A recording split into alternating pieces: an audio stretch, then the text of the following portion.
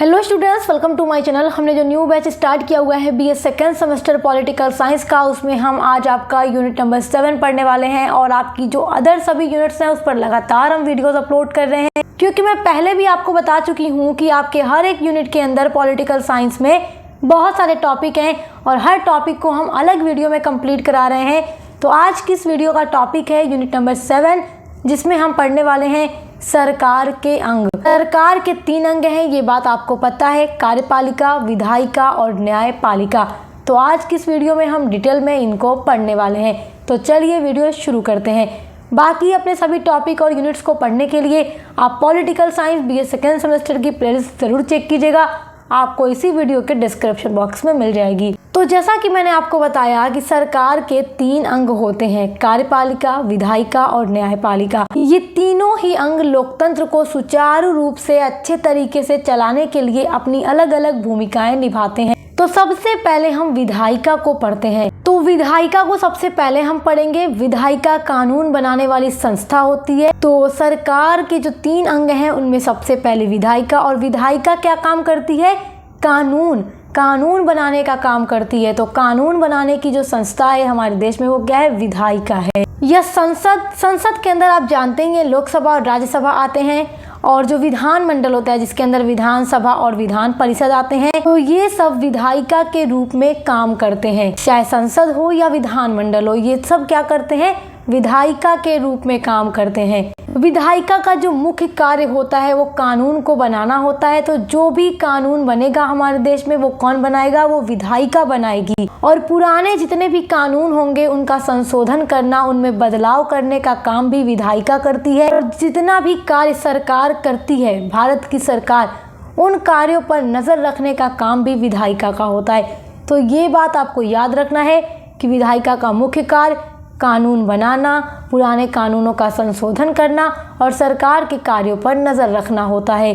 इसके अलावा विधायिका जो है सरकार की नीतियों और योजनाओं पर भी चर्चा करती है। मतलब सरकार जो अलग नीतियां बनाती है या जो योजनाएं बनाती हैं उस पर चर्चा करने का काम विधायिका का होता है, और चर्चा करने के बाद विधायिका उसको पारित करती है। सरकार के अंग में जो दूसरा अंग है वो है कार्यपालिका। तो कार्यपालिका जो है कानून को लागू करने वाली संस्था होती है।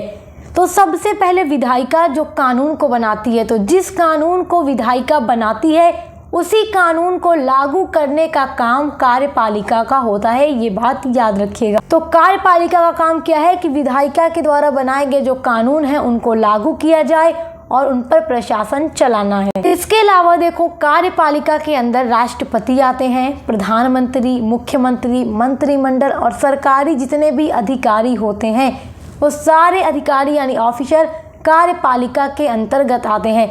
तो ये बात आपको याद रखना है। और यही विभाग सरकार की योजनाओं को जनता तक पहुंचाने का कार्य करता है। कार्यपालिका ये जो विभाग है सरकार की योजनाओं को जनता तक पहुंचाने का काम करता है। इसके लिए एक महत्वपूर्ण बात यहाँ नोट की है, इसको बहुत अच्छे से समझिएगा कि भारत का जो राष्ट्रपति होता है, भारत के राष्ट्रपति कार्यपालिका के प्रमुख होते हैं, लेकिन प्रधानमंत्री जो है कार्यपालिका का केंद्र बिंदु होते हैं। और भारत में सर्वोच्च कौन है? प्रधानमंत्री है। और सरकार के सभी महत्वपूर्ण निर्णय कौन लेता है? प्रधानमंत्री लेते हैं भारत के।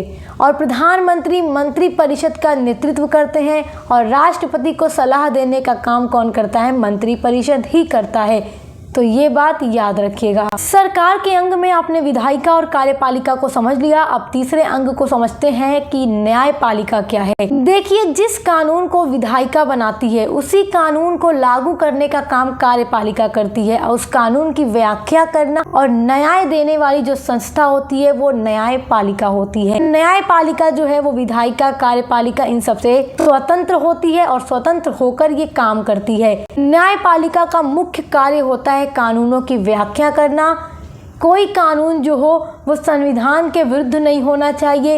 इन सब की जांच कौन करता है? न्यायपालिका करता है।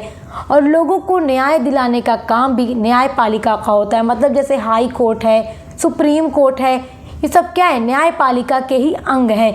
इसके अलावा जो ज़िले और जनपद की कोतवाली वगैरह होती है, ये सब इसके अंग हैं जो अलग अलग ज़िले में होती है। और राज्य में हाई कोर्ट होता है और पूरे भारत के लिए जो सबसे बड़ा कोर्ट है वो सुप्रीम कोर्ट है, जो दिल्ली में स्थित है। तो जैसा कि मैंने अभी आपको बताया कि न्यायपालिका के अंदर उच्चतम न्यायालय यानी सुप्रीम कोर्ट भी आता है, उच्च न्यायालय यानी हाई कोर्ट और निचली अदालतें शामिल होती हैं। निचली अदालतें जैसा कि मैंने आपको समझाया जो जनपद स्तर पर होती हैं, जिले वगैरह में जो कोतवाली होती है। देखो, न्यायपालिका जो होता है इसका क्या काम है कि ये सरकार के कानूनों की समीक्षा कर सकता है। सरकार जो कानून बना रही है उसकी समीक्षा करना भी न्यायपालिका का काम है, उसकी व्याख्या करना भी न्यायपालिका का काम है। और न्यायपालिका यह भी सुनिश्चित करती है कि कोई भी कानून जो बनाया गया है वो संविधान के विरुद्ध ना हो, संविधान के खिलाफ ना हो, वो संविधान के अंडर होकर कानून होना चाहिए, उससे परे नहीं होना चाहिए। तो आई होप कि आप ये सब समझ गए होंगे। तो आपका अगला पॉइंट देखिए, बहुत ही इम्पोर्टेंट पॉइंट है कि सरकार के ये जो तीनों अंग हैं, विधायिका, कार्यपालिका और न्यायपालिका, ये तीनों आपस में अपना संतुलन क्यों बनाते हैं, मतलब इनका आपसी संतुलन क्यों ज़रूरी है। ये क्वेश्चन एग्जाम में बन जाता है, इसलिए यहाँ पर नोट किया है आपको समझाने के लिए। सरकार के इन तीनों अंगों का आपसी संतुलन बनाना क्यों ज़रूरी होता है, तो समझिए कि क्यों इनका संतुलन बनाना ज़रूरी है। तो जैसा कि ये बात आप समझ चुके हैं कि सरकार के 3 अंग हैं, लेकिन अगर उसमें से सिर्फ एक अंग होता और वो अंग विधायिका होता तो सिर्फ कानून ही बन सकता, उस कानून को लागू करने के लिए कोई अलग से संस्था नहीं होती। तो जब विधायिका है, कार्यपालिका है, तो विधायिका कानून को बनाने का काम करती है, कानून का संशोधन करती है, नए कानूनों को बनाती है और उस कानून को जो विधायिका बनाती है उस कानून को लागू कौन करता है, कार्यपालिका। तो ये आप बात समझने, तो यहाँ पर जो बातें हैं वो आपको समझना है कि अगर सिर्फ विधायिका होती तो केवल कानून बनता, लेकिन उन्हें लागू करने के लिए कोई संस्था न होती तो वे कानून बेकार ही हो जाते अगर उनको लागू नहीं किया जाता तो। और अगर कार्यपालिका को पूरी शक्ति मिल जाती तो जो शासक है वो निरंकुश हो जाता, तानाशाह हो जाता। तो अगर कार्यपालिका को ही पूरी शक्ति दे दी जाती तो जाहिर सी बात है कि जो शासक है वो निरंकुश हो जाता। तो न्यायपालिका जो होता है इन दोनों पर नज़र रखती है, विधायिका और कार्यपालिका, इन दोनों पर नज़र रखने का काम न्यायपालिका का होता है। और न्यायपालिका यह सुनिश्चित करती है कि संविधान का पालन होना चाहिए, कोई भी कानून ऐसा न बने जो संविधान के खिलाफ हो। इसीलिए ये तीनों अंग मिलकर लोकतंत्र को संतुलित और प्रभावी बनाते हैं और ये तीनों ही मिलकर के सरकार के अंग कहलाते हैं। तो आई होप कि आप बहुत अच्छे से समझ गए होंगे। तो आपका जो यूनिट नंबर 7 का ये टॉपिक है सरकार के अंग कंप्लीट होता है इस वीडियो के साथ। और इसमें बहुत सारे भी टॉपिक है जो हम सब अलग अलग वीडियोस में कवर करा रहे हैं, तो उसके लिए आप चैनल पर विजिट ज़रूर कीजिएगा। अब मिलते हैं अगली वीडियो के साथ।